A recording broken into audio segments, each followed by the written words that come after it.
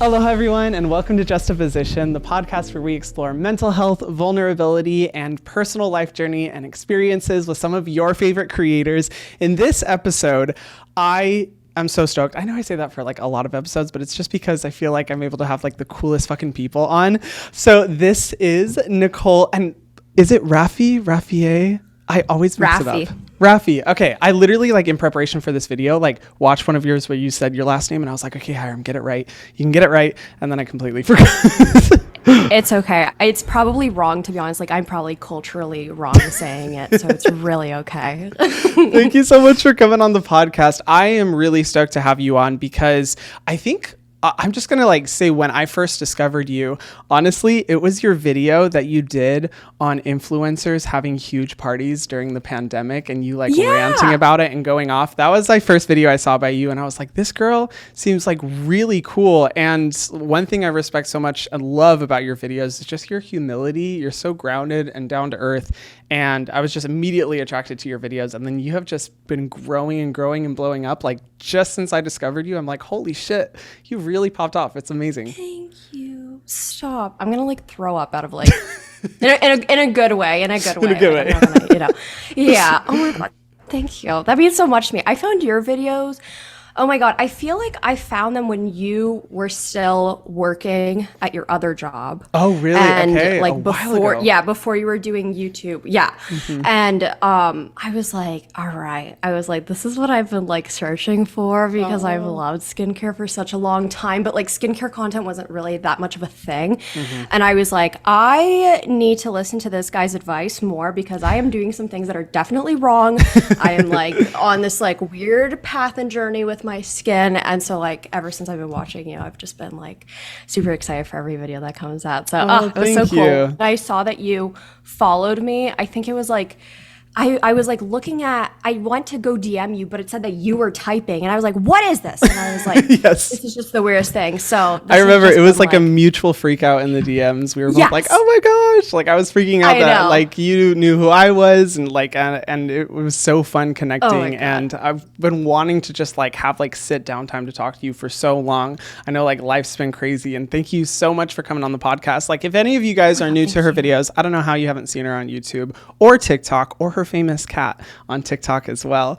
You basically like describe your content in like a few seconds for us because it's kind of hard to describe. I feel like you do a lot. Yeah, I agree. I just kind of like started doing off whatever I wanted to because I started making YouTube videos when I was like really young, like way too young to be on the internet even. And I was just like inspired by like all these other creators. And I was like, I want to be just like them. But I was like prepubescent and definitely shouldn't have been online. But and then when I got into college, I was like, I really want to get into this, and I started making like college and lifestyle content. And up until a few months ago, that's what I was doing. Like mainly my content was focused around my life, mental health, which I still love to have a focus on. But especially recently, I've been really passionate about video essays and also like content reviewing, video essays / commentary, because I knew I needed a switch in the content that I was making. What I was doing wasn't making me happy or fulfilled anymore, and I've just been having like the absolute blast since I've made the switch. So it's been kind of different, but like on my channel you'll find a little bit of everything. Like there's videos of me with, adopting a cat, and I've made like kind of like skits before where I'm like driving around with my absent father, and then I'm also like doing commentary on like Stranger Things, and so like it's like a wide array. It's so many different styles. It's so fun. I personally, like, similar to you, I'm obsessed with video essays. Like that is like one of my favorite categories to watch. It's honestly like 90% of the content that I currently watch on YouTube is like video essays, and that's the type of format that I really gravitate towards, and I think a lot of people gravitate towards in your videos, because when you like speak about subjects, I feel like you have a level of depth and empathy and kind of having a really good perspective in whatever you're talking about, and you're very eloquent in saying it in a way that impresses me a lot, because I will admit I'm the type of person, when I film my videos, I will like mess up a single statement like 15 times before getting it right. And I'm just like, oh shit, I wish I could just like freely speak, freely talk throughout the videos. And I feel like you do such a good job of that. Thank you. I'm happy it comes across that way. I've kind of started to say like, am I allowed to curse on here? Yeah, of course. Oh my gosh, I cuss so much on here. I just started to say, fuck it. Like, if I stumble over my words, I'm going to keep it in because I cannot reiterate the same sentence with the same passion and like keep going. So like, honestly, sometimes you just have to like embrace the stumbling and everything. But thank you so much. Like I think that was something that I've always like wanted, was to have like a voice, and like I'm a very opinionated person, and if anything, I got a lot of flack for it growing up, like where people in my life or like family would be like, you need to be less opinionated, especially as a young girl, you need to be less opinionated. So it's so exciting that now I get to just do it, and I'm like, if you want to listen, you can listen. If you don't, then you don't, and whatever. Yeah, so, that unapologetic like stance that you have, I think is so great and so needed, especially like as a woman. I think that's one of the like really empowering things about like a lot of video essay content creators that I've noticed. So many women unapologetically like sharing their well thought out opinions, and just it's amazing. I think it's a much needed like cultural reset on YouTube, and I think you're definitely at the forefront of that. So I think your content's awesome. Before we get into like some of the questions, because I really want to pick your brain about some really interesting topics, I want to ask like, what is the worst thing that you have done to your skin, and what is your skincare routine currently? Okay. Worst thing I've done to my skin by far, and something I still struggle with to this day, is that I am really bad at picking my skin. Like, I'm a very bad skin picker. I have diagnosed OCD, and then part of it for me is skin picking. And it comes in ebbs and flows. Even when I'm like mentally doing really well, it still comes back. So like, I just like went through my first like kind of like relapse with it about like a couple months ago. Like, I broke out for the first time because I tried retinol that was too strong for me, and I never tried it before. I hate when that happens. know. And so then I like broke out, and I just like, it was opportunity for me to pick, and I also had like really long acrylics, so I was just going at it. And I have a lot of mirrors in my apartment because that's the worst. Why not? Yeah. And it just got so bad to the point where I had to take down some of my mirrors. I don't have acrylics anymore. I had to really be kind to my skin. I have an app on my phone. It's not obviously this is not sponsoring that, but it's called I Am Sober, and it's like all these different categories that you can choose from, and it like sets a timer, and it has like daily notifications where it's like, would you like to pledge for today? And like, have you stuck to your pledge? And basically you can just like write down like why you want to keep up with the thing. So like they have skin picking as an option. They have like a whole community on there too. Yeah, I like highly recommend it, because that's helped me big time, because now I can like look at it and be like, oh my God, I'm 2 weeks clean from like picking at my skin. So but that has definitely destroyed my skin at some points, because not only does like skin picking lead to more breakouts, but then like scar and everything. And I threw away my like little tool. I had like one of those extraction thank tools. God you threw it away. Thank God. I threw it away. I saw your video when you reacted to like Billie Eilish doing her skincare routine, and she like pulled out her extractor, and I was like, I'm so happy I threw mine away. Like, I just chucked it in the trash. I was like, I don't need this. I was like, this is terrible for me. And that was awful. That like, I mean, did a number on my skin. You know, even with picking skin, because I've had a lot of people who struggle with the same thing ask me like how to, stop doing that. And it's tricky because it's connected to mental health in a lot of ways. Like people will pick their skin for different reasons, whether it be, in your situation, OCD, or sometimes it's a symptom of anxiety, even self-harm. Like there's so many different elements to it. And it's difficult because it's hard to like recommend a skincare remedy for something that is connected to mental health in that way. But you hit a big one when I've asked dermatologists about this.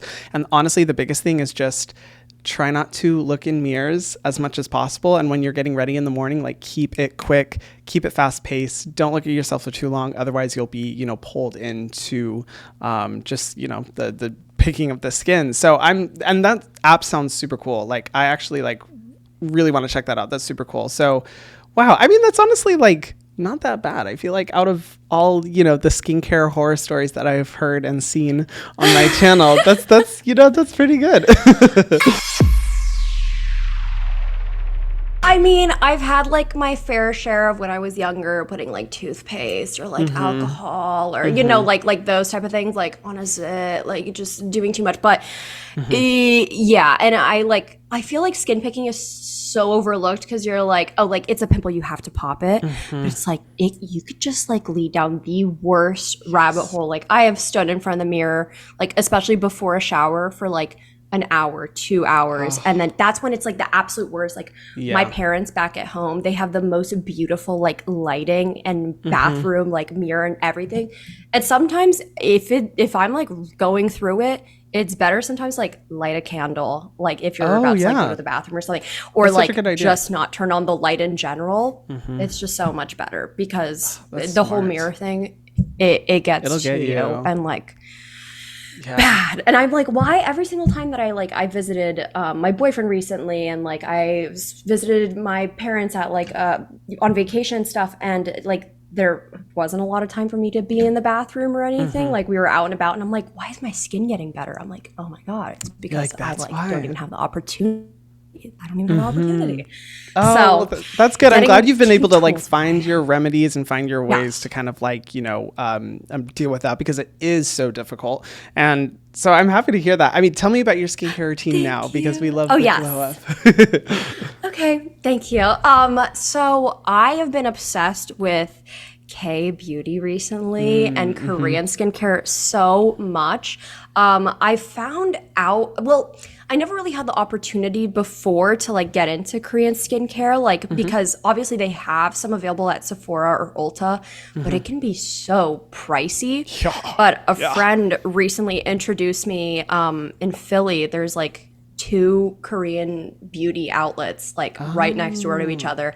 And ever since I found them, it's been detrimental to not only my wallet, but like but it's been beneficial in like all other cases. And so the people in there are so kind, and so they recommended me a couple products. I was like going through some like hormonal breakouts, and then also like the breakouts from like trying the retinol, and I was like, I'm really looking for something to calm down my skin. So I start off in the morning with a gentle cleanser. I love your cleanser. So really? Thank you. Yes, I love your cleanser. Using it. It's super gentle. And I also love Crave Beauty's their cleanser. Crave so Beauty. Good. I am such a stan. Like I'm a hardcore fangirl of Crave Beauty. And whenever I meet people who know what Crave Beauty is, I'm just like, you are a real one. I love it. I love it. Yes, I love Crave Beauty. I've also been using a toner recently from Some by Me. They have, yes. So, and I have been like a toner girl here and there, but I've been really enjoying using their toner. I always follow up with a hyaluronic acid. Nice. I love the Inky List. I love the Ordinaries. I'm like always in the market to find anyone. I think I'm using one by like Geek 101, I think it's called. Oh, I don't know that brand. That's cool. Yeah. And I love Crave Beauty's their Great Barrier Relief to help calm down my skin. So freaking I've good. tried other like barrier support kind of creams, but I haven't found one that I love as much as Crave's or like seeing like that big of a difference. So I have been loving that one. That's awesome. Pharmacy makes some of my my favorite moisturizers. Oh, cool. Skin Fix. I finished up not too long ago. I think it's called their Moisture Barrier Cream. Is it like the blue one? It's like the the I love tub that you squeeze. Yep. Oh my gosh, you're literally listing off like all of my favorite products. I love it. These are all such amazing products that I talk about all the time on my channel.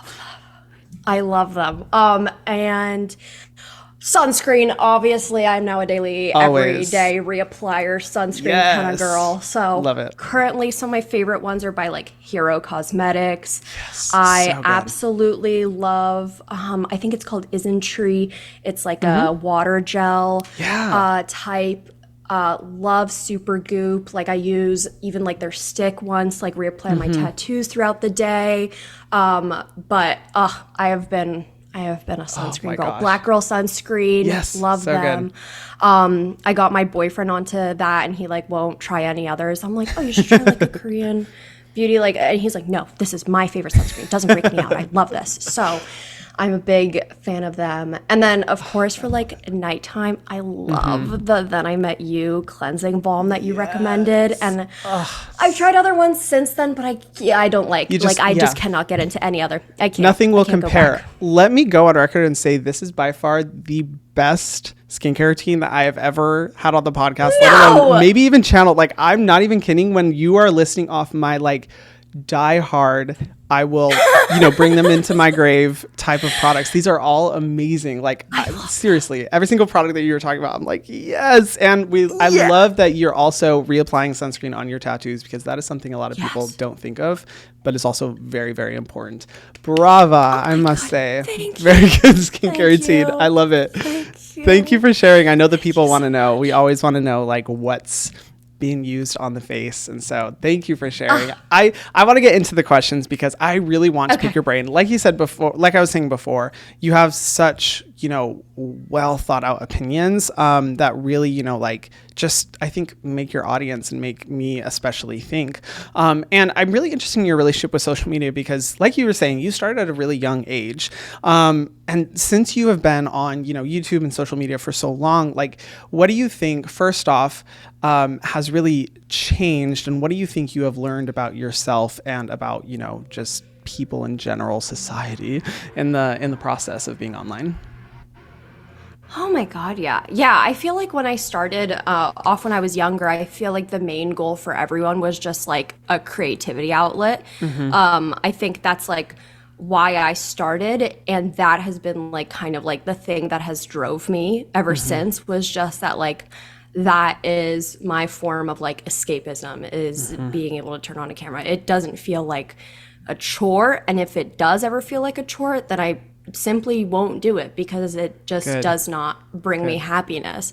So that has been like the main driver. Seeing people who love what they do and inspire me makes me want to keep going. And so like it's almost like very full circle that like what I did as a child ended up being like my career as an adult. Like that is very, very like, everyone knew me as like Nicole, like the YouTube obsessed girl when I was like in elementary and middle school, like when no one was like watching YouTube. So it's just really fulfilling and just like weird to see that it has like come this way. And I feel like now that I'm older, I'm just so grateful that I have the community that I have, because I genuinely feel like we are all like extensions of one another almost. Like I love being able to talk to those who are in my community and who comment on my videos, and like I recognize people who comment years ago and are still around to this day, and like we all experience such similar things. And even when I'll meet like subscribers out and about,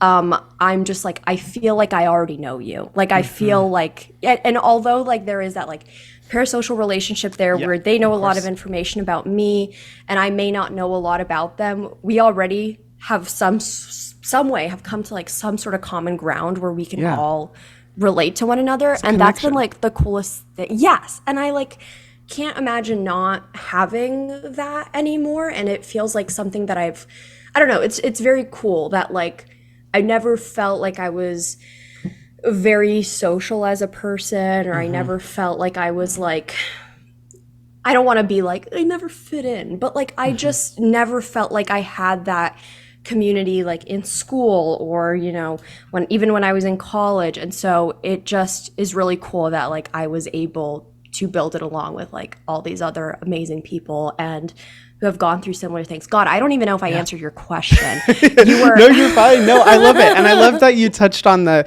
community element, because I think a lot of people like maybe discount that, especially in the conversation around parasocial, relationships and all of that. But there is like, as a creator, I can speak to just this unique connection, and I call it love. Maybe it's not like the conventional form of love, but just this deep set appreciation for my viewers, because they have created such an incredible community of support that, has gotten me through like so many difficult moments, and I know it's the exact same thing for you. And that's why when we meet subscribers in person, it's just like, oh my god, I have so much love for you, and I just can't describe it, and I don't want to show it because I don't want to be weird, but like I just love you so much. And it's like the best feeling ever to have that really unique, special connection with those people that no one really else has.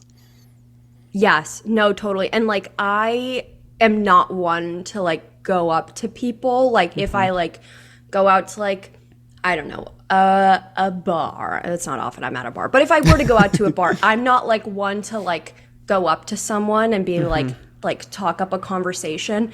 But when it comes to like meeting subscribers in person, I could have a conversation for like such a long time, and it just feels so like natural and easy to me, and I get so excited and high energy, and it's just like, I don't know, it's like a huge rush for me. So it's just very exciting to like meet like-minded people. But like things have definitely changed over the years, but I feel like I've been very lucky that at least when it comes to like my community, I don't feel like things have really changed in that aspect. I feel like the way I think something that I've been kind of touching on it recently of like respect for certain creators has changed. I feel like I get that kind of respect, but it really does drive me wild when I see like others maybe not receiving that as much. I made a video like recently talking about like why do the it girls quit, and I kind of talked about I loved that certain video. creators. Thank you. Yeah. And I'm so happy that like really, kind of like struck a chord with some people, like realizing that, maybe the whole idea of creating Reddit accounts for certain creators and talking badly about them, or, posting people's location and where they live, like maybe it shouldn't be a normalized thing at all. And so I feel like that's been a thing that's been happening online, but I feel like it's more and more because everyone's online now, and so everything is accessible, and so it makes it scary for others.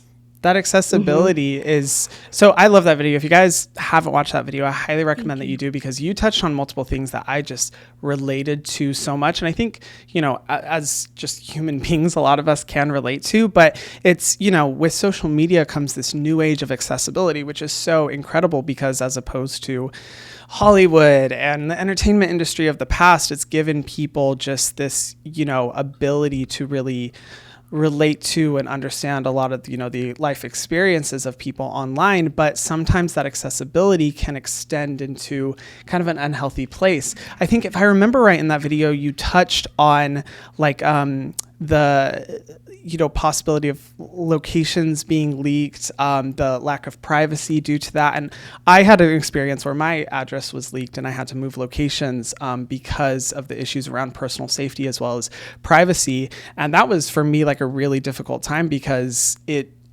was kind of a moment where I was just like, oh my gosh, is this even worth it? Because, human privacy and the feeling of safety, especially at your home, is such a, it's something that we kind of take for granted. And so when you lose that, it's like your whole world is disrupted and shattered, and it's, traumatizing. And I think, did you even talk about like your own personal experience with that as well?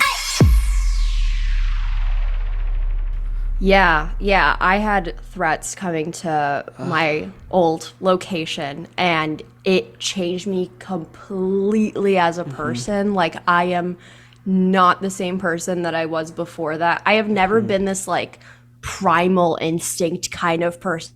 I was out here like, I need to buy security cameras, I need to buy bats, I need to like, I was like, I felt myself going wild, because I was like, I've never felt like my safety in my home has ever been this wildly like disrupted.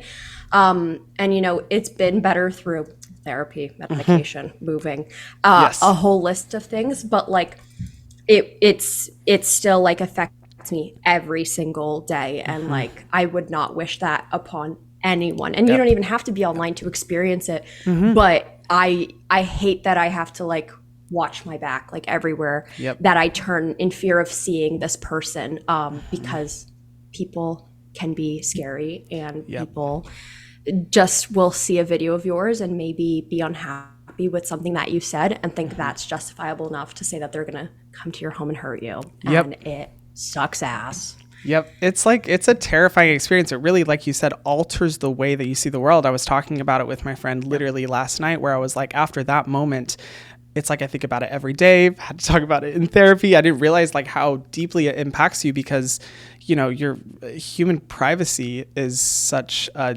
necessary thing that, you know, all of us have to experience. And so when that's lost, it's just like, oh my God, my whole world's turned upside down. You know, it's kind of a crazy feeling. And thank you for sharing that. And yeah, I love, you know, if you guys want to learn more about like all of that, definitely go watch her video. But in kind of your reflection on the way that, you know, social media has kind of progressed and the relationship that creators have to it, as well as viewers. One of your recent videos that I really enjoyed that you made was talking about how, like, is YouTube dying? You know, is the platform changing? Are people just not interested anymore? The disillusionment with the influencer, you know, all these kind of top topics you touched on, which I found really interesting, because I've been kind of reflecting on a lot of that and seeing the changes that are being made, and seeing how much people in general, but specifically Gen Z, are, you know, adjusting the relationship with creators online and just the way that they consume content. And I'm kind of interested in hearing like your thoughts. I know you touched on it in the video, but like just hearing your thoughts about like, is YouTube dying? Is social media changing? All this kind of stuff. Mm-hmm. Yeah. So I think there was a time where I was really and I don't disagree with what I said at the time in that video. I feel like a lot of what I said, I still like believe, and I think is relevant, especially to like that moment in time. But I do think that my thoughts on it have also kind of changed. I do think there was a certain point where I was like, there's nothing good on YouTube. I don't care about any of these videos that are on my recommended page. My videos aren't receiving as many views, et cetera, et cetera, et cetera. And it wasn't until like semi-recently that I realized it's a platform where you can consume whatever you want. And like, perhaps maybe I'm not interested in these things anymore because I myself has changed as a person, and I just am no longer interested in this content. And I want to kind of like switch up the kind of content that I'm consuming, which also in turn means that me as a creator, it kind of means that I need to change the kind of content that I'm even creating, because maybe I'm not even that happy. And I always told myself that if I am not excited to watch my own video, or if I wouldn't watch my own video, then like, why am I making it? And I kind of came to that point recently where I was like, am I even enjoying this? And I also kind of wanted, I think it also had a bit to do with like my privacy being invaded, like with the situation that we just talked about, and like a culmination of a whole bunch of things.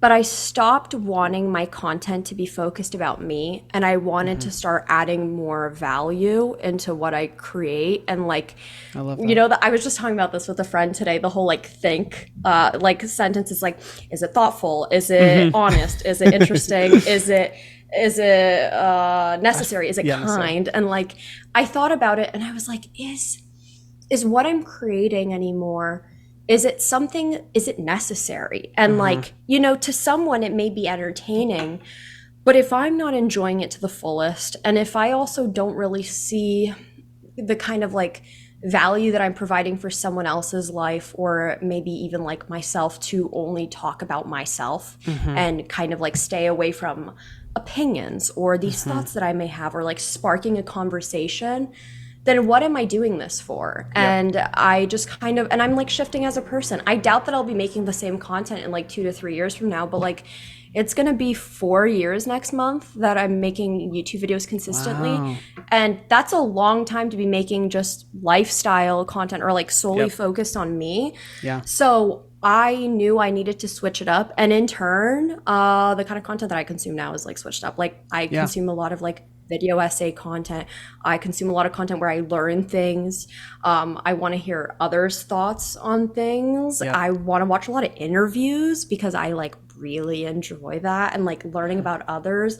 And like, just even if it's like, oh, I love those videos where it's like, oh my God, what are they called? It's like Wired. And it's like a pharmacist answers questions about. I love those. I love those. And so I will choose to watch that over someone's daily vlog, that's not to say that that daily vlog isn't like interesting, or it isn't thoughtful or honest or interesting or necessary or kind, because it might be.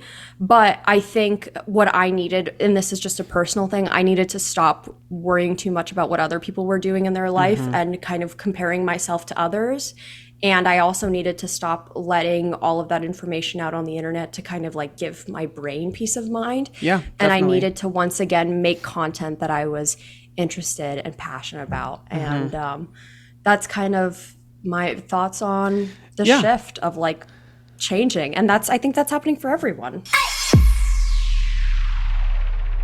Yeah, you know, I think it's an interesting conversation, I think, with the way that social media is really adjusting, because what you're talking about, kind of that self-reflection, self-evolution, I think is what, honestly, people are really gravitating towards. I think there is this large-scale disillusionment with the influencer content, the, you know, vlog style, all about me, you know, day in my life type content, unless, you know, you're someone like Emma Chamberlain and, you know, someone at that level. There's obviously, you know, variables, but I'd say like, you know, with the shift in the type of content people are viewing, like even on YouTube specifically, video essays are exploding. Deep dive videos talking about social issues, talking about, you know, events that are happening, things around the world are really garnering a lot of attention, as opposed to what is kind of the standard stereotypical influencer type content. And I think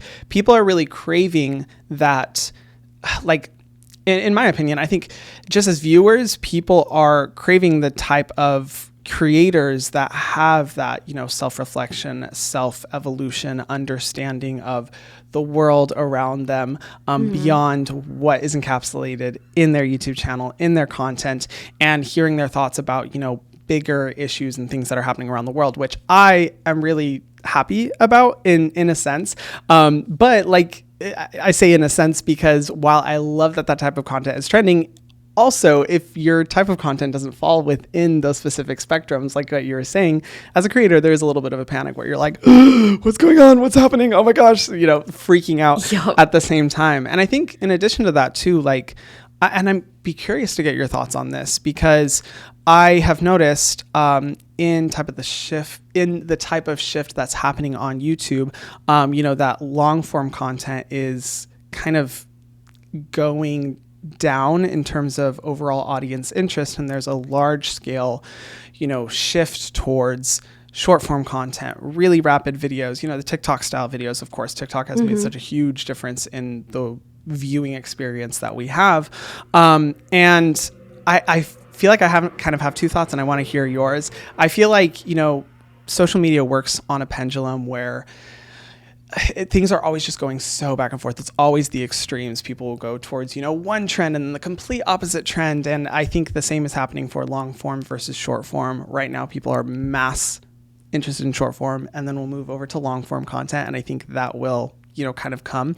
But I also question like the mental health ramifications of rapidly consuming short form content and constantly craving that shorter, more fast paced, grab your attention immediately type of content, and the implications it has on our mental health as viewers. And I'm interested in hearing your thoughts on that, because you're such a mental health advocate. You talk about it all the time in your content. What are kind of your thoughts on like that shift that is happening, those changes on social media, and how you think it's like impacting our mental health?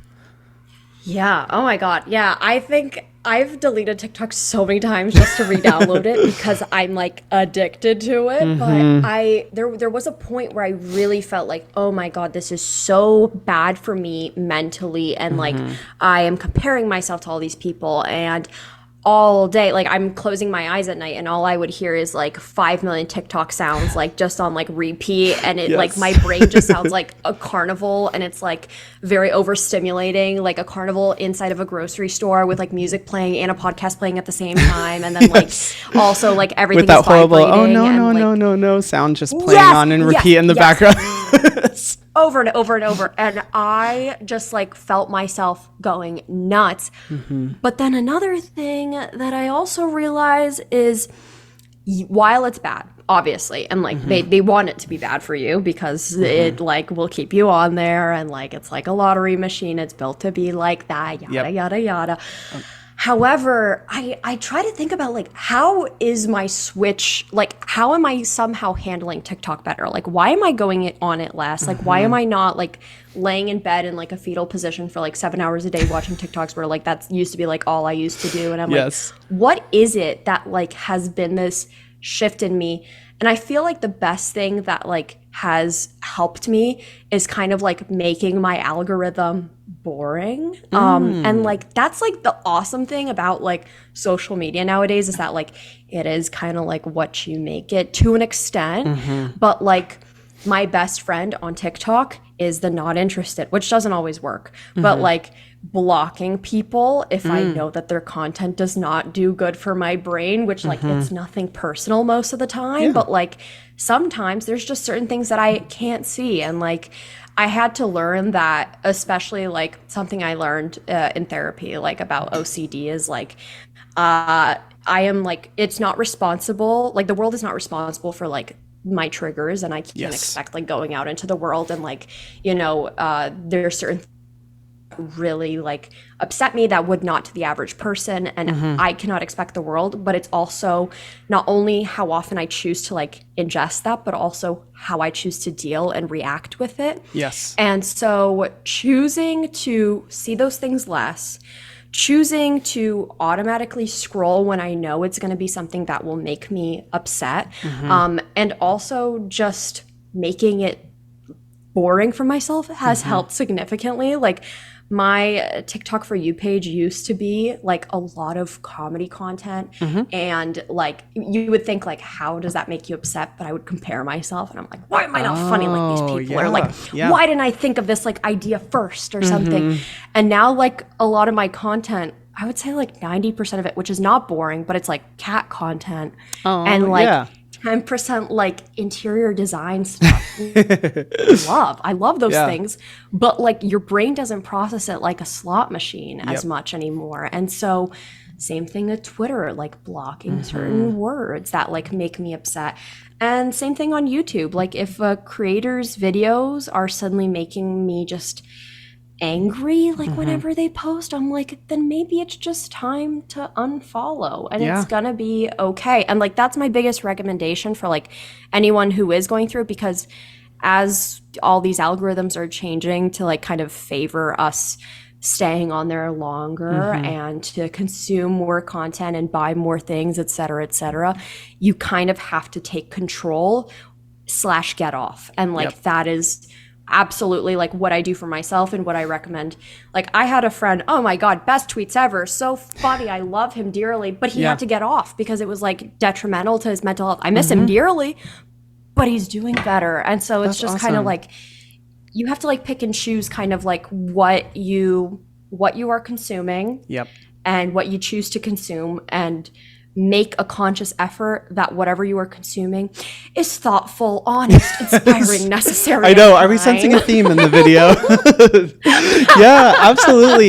The reality of the world is like with social media right now, like we are, you know, have basically forced integration with these social media platforms that are literally designed to be extremely addictive. And so, but one of the benefits, and I think you touched on this, especially with TikTok, the benefit of TikTok having such a freakishly good algorithm is that you really have the ability to pretty easily curate the type of content that you're viewing.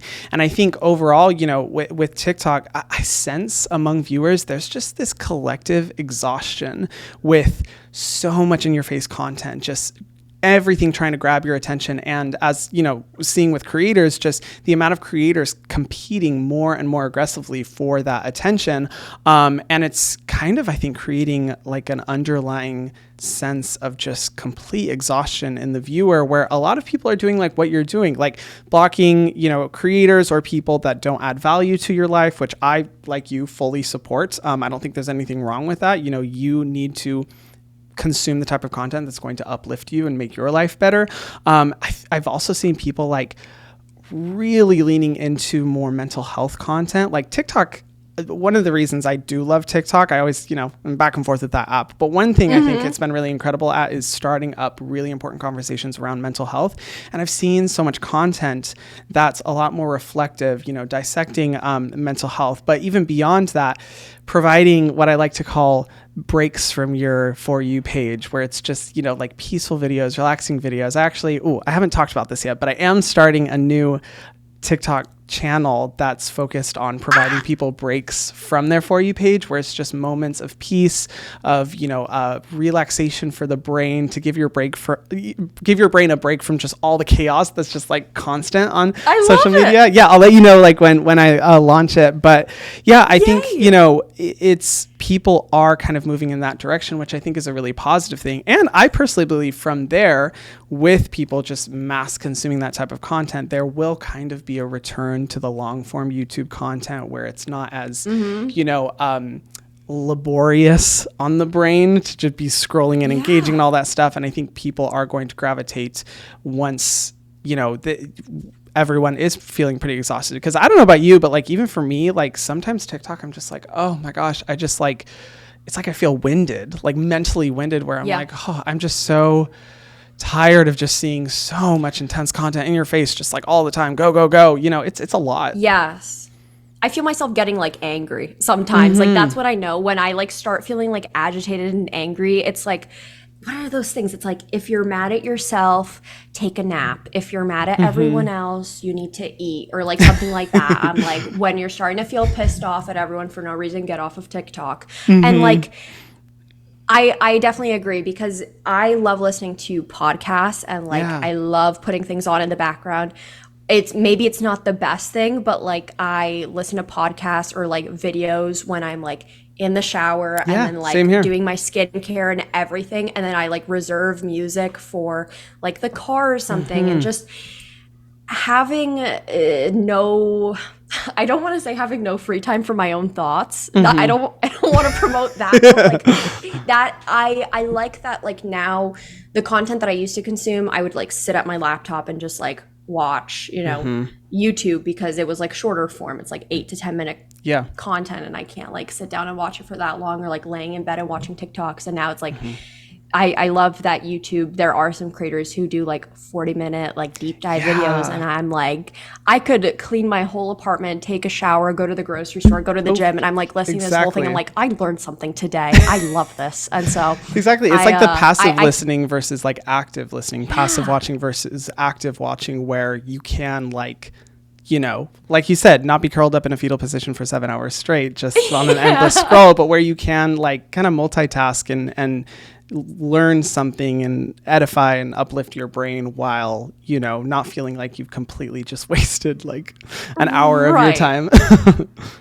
Absolutely. So I do think that like things will ebb and flow, and like YouTube, I think when I said initially that like YouTube is dying, I didn't anticipate that soon long form content was like around the corner, like super long form content, like 40 minutes and up.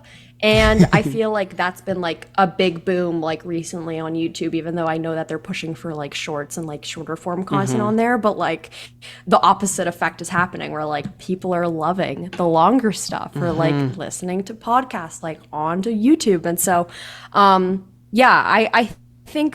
I think we're going to see the effects on the brain of like what this like short form content is doing to our noggins in due time. I don't know when that'll be, but like, who knows? We'll see. But in the meantime, I think like you said, curating your content, knowing what you're consuming, I think that's like the best thing, that you know yourself best, and like what your limits are, and like knowing what you need to consume to be, a happy person. Yeah, I love that. And honestly, like even one of my last questions I was going to ask is like your recommendations on like, because you have been so outspoken about mental health, and I love that so much, and I know your viewers do too. One of my questions was going to be like, what recommendations do you have for having a more positive mental health experience with social media? And you basically like answered that question with like curating your, For You page, your timeline, following people that bring, that add value to your life. And on that, I guess for the last question, question. I am just personally interested to know, as I'm sure a lot of people do too, who are some of your favorite creators to watch? Because knowing that you like the same type of content, I'm just like, I want recommendations. I want to hear more creators that you love. Oh my God. Since the beginning of time, I've loved Claudia Solowski. She's huge so inspiration for me, like in general, like as a human being. I absolutely love her. She's awesome. Trin Lavelle makes some awesome like commentary style content. Yeah. Oh my God, who else do I watch? Oh my God, like it's like in this moment, it's like everything like just like suddenly goes out the window, and you're like, what do I even consume anymore? Yeah, no, I love those creators. They're so good. Oh my God, me too. I love booktubers, like people who talk about books. I think I love hearing people talk about, I'm the type of person, like if I go somewhere, I need the review on everything. Like if my friends and I are about to like go to a restaurant, I'm like, well, I need to read all the past like 50 reviews. So like if I'm gonna spend many hours reading a book, I need someone else to like recommend it. So I love Haley Pham for that, Steph Barrere. Carly, I love those people for that. And then I also like love your mom Ashley, who makes like awesome vlogs and just like fun content.